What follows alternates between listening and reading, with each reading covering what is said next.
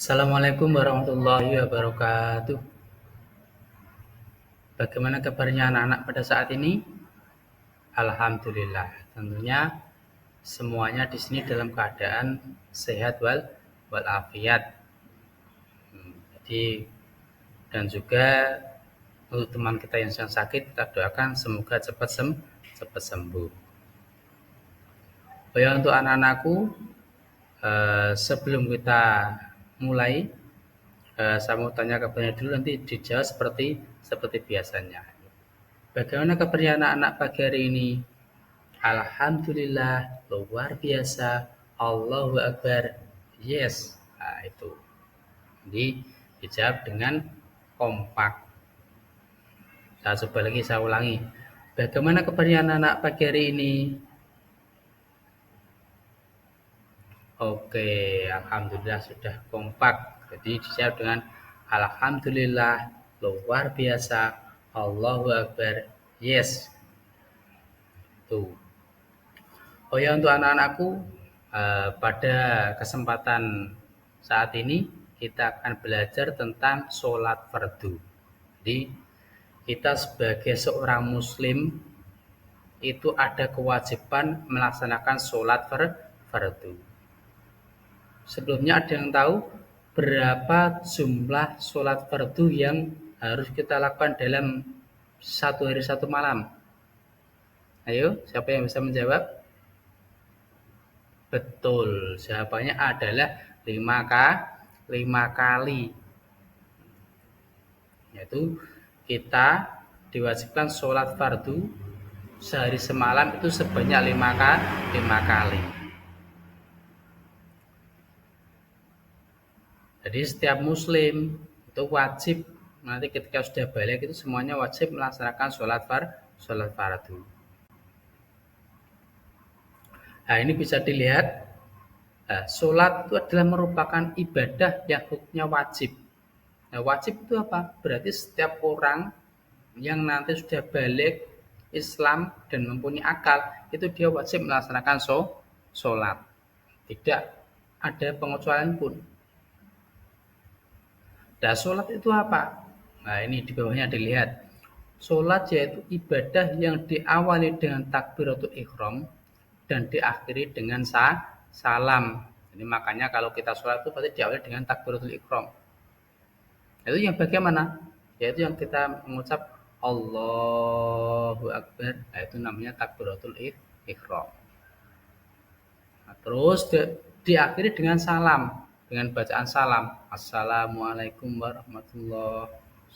Terus tengok lagi, Assalamualaikum warahmatullahi.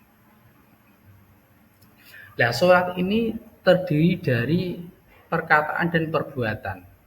Maksudnya apa? Di dalam sholat itu ada rukun-rukun yang berupa rukun qauli, yaitu rukun yang berbentuk ucapan, seperti baca Fatihah, baca tasyahud, takbiratul ihram. Nah, itu rukun qauli atau perkataan. Terus ada yang berupa perbuatan atau rukun fi'li. Contohnya apa? Seperti ruku, sujud, dan lain sebagainya. Nah, itu jadi perlu dicatat bahwa sholat itu merupakan ibadah yang hukumnya wajib bagi setiap orang Islam.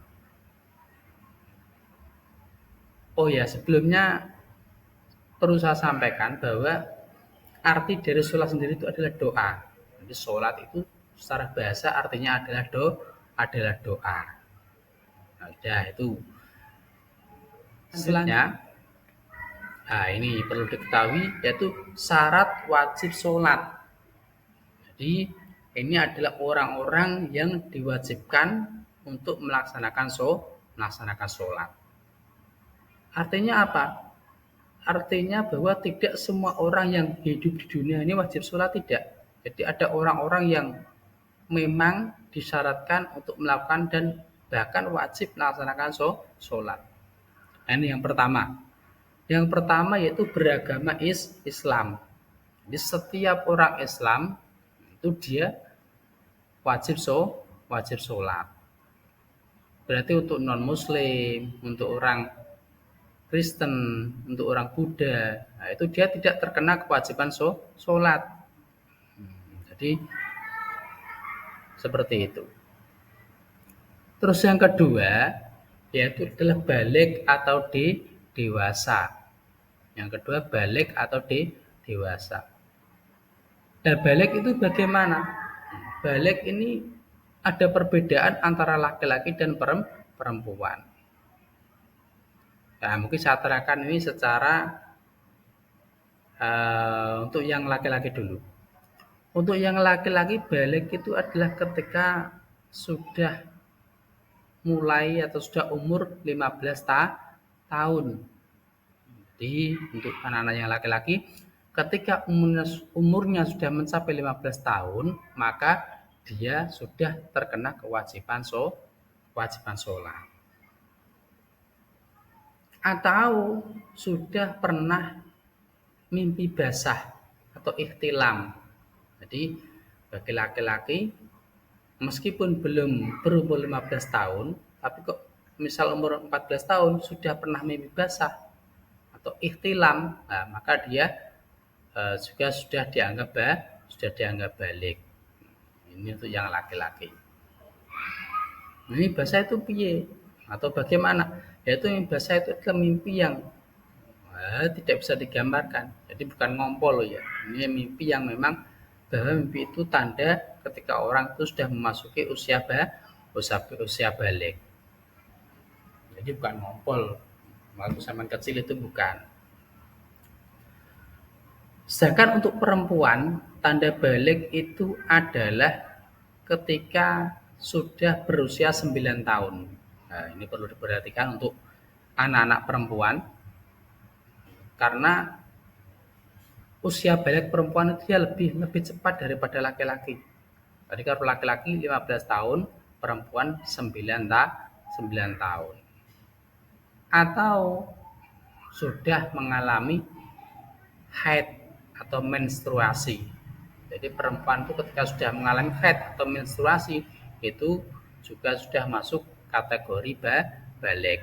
Maka dia harus wajib melakukan sholat, wajib menutup aurat, wajib puasa, dan lain-lain. Jadi yang tentang hubungannya dengan kewajiban orang yang sudah balik.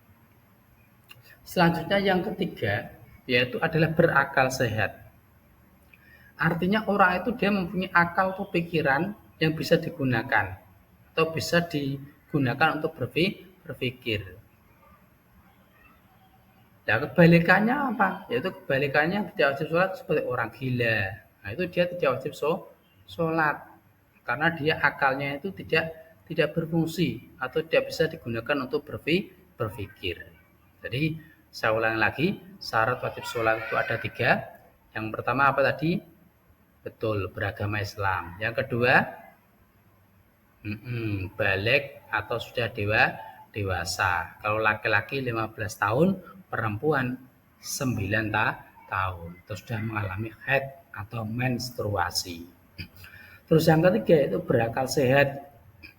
Jadi untuk yang tidak berakal itu dia tidak wajib sholat. Itu adalah syarat wajib sholat. Selanjutnya itu tentang syarat sah sholat. Syarat sah sholat yang pertama adalah suci dari hadas kecil dan hadas besar. Hadas kecil contohnya apa? Contohnya seperti kentut, buang air kecil, buang air besar, menyentuh laki-laki dan perempuan. Nah, itu termasuk yang menyebabkan orang itu mempunyai hadas kecil. Nah, kalau hadas besar apa? Hadas besar yaitu adalah seperti orang yang mimpi basah, orang haid. Nah, itu termasuk hadas besar. Terus syarat sah yang kedua yaitu adalah suci badannya, pakaiannya, dan tempatnya. Jadi orang sholat itu harus suci semuanya. Badannya suci, tempatnya suci, pakaiannya juga suci. Nah, suci dari apa? Itu suci dari najis. Nggak boleh orang sholat itu badannya sudah suci, pakaiannya suci, tapi tempatnya ada najisnya. Atau tempatnya suci, pakaiannya suci, tapi orangnya tidak suci, itu juga tidak boleh. Jadi tiga ini harus ada semuanya dalam orang yang akan melakukan sholat.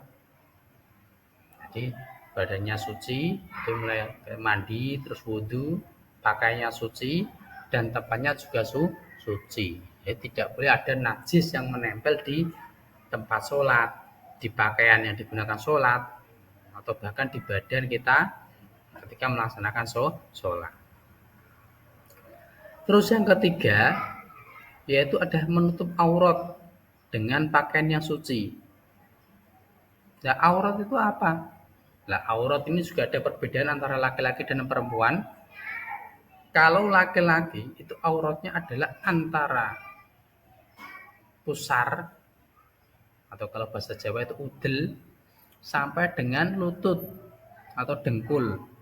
Jadi untuk laki-laki itu auratnya antara pusar sampai dengan lutut, itu ma baina surah wa rukbah.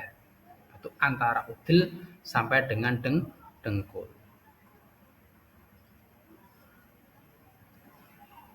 Jadi misal kok ada orang terpaksa mau sholat, dia nggak punya pakaian sama sekali, boleh sholat pakai bawahan saja untuk yang laki-laki. Misal dia tuh nggak punya baju sama sekali, ya itu boleh. Dan sedangkan aurat perempuan itu adalah seluruh anggota tubuh kecuali wajah dan telapak tangan. Makanya perempuan tuh kalau sholat tuh pakai mukena, ditutup semuanya, dimulai badannya sampai ujung kaki, sampai ujung kepala, semua tertutup. Yang boleh kelihatan hanya wajahnya ini, terus sama telapak tangan. Nah, ini boleh kelihatan. Selanjutnya yaitu yang nomor 4, yaitu mengetahui masuknya waktu sholat. Jadi dalam sholat itu ada waktu-waktunya. Jadi tidak bisa sholat itu sembarangan, seenak sendiri tidak bisa. Jadi ada waktu-waktunya. Misal kalau pagi-pagi itu berarti sholat subuh. Kalau siang jam 12 siang sholat duhur. Terus nanti jam 3 ke atas sholat asar. Setelah matahari terbenam sholat maghrib. Terus setelah maghrib nanti di atasnya itu ada sholat isya. Itu.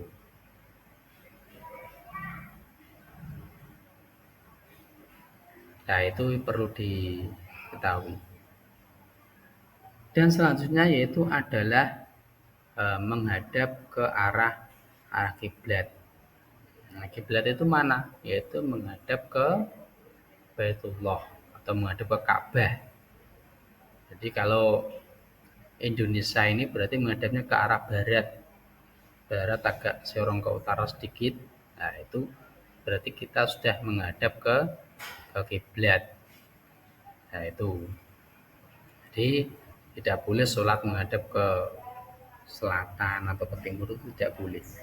Jadi itu adalah syarat-syarat atau syarat sah bagi orang yang melaksanakan sholat. Saya ulangi lagi, yang pertama ada suci dari hadas kecil dan hadas besar. Yang kedua, suci badan, pakaian, dan juga tempatnya, suci dari najis. Terus yang ketiga, menutup aurat dengan pakaian yang suci, baik laki-laki maupun perempuan. Terus yang keempat, mengetahui masuknya waktu sholat. Oh iya, ini sudah adzan, sudah masuk waktu sholat. Oh berarti baru boleh melaksanakan sholat. Terus yang terakhir yaitu menghadap ke arah kiblat. Kalau di Indonesia menghadap ke arah barat atau madhep ngulon. Nah, itu. Jadi itu adalah syarat sah sholat. Demikian untuk materi yang kita sampaikan pada saat ini. Semoga bermanfaat dan nantinya bisa dilaksanakan ketika kalian akan melaksanakan ibadah sholat. Jadi kalian nanti ketika sudah balik, nah ini harus tahu tata cara sholat yang baik dan yang benar. Jadi jangan sampai salah. Sudah, terima kasih. Itu yang mungkin saya sampaikan dari saya akhiri. Assalamualaikum warahmatullahi wabarakatuh.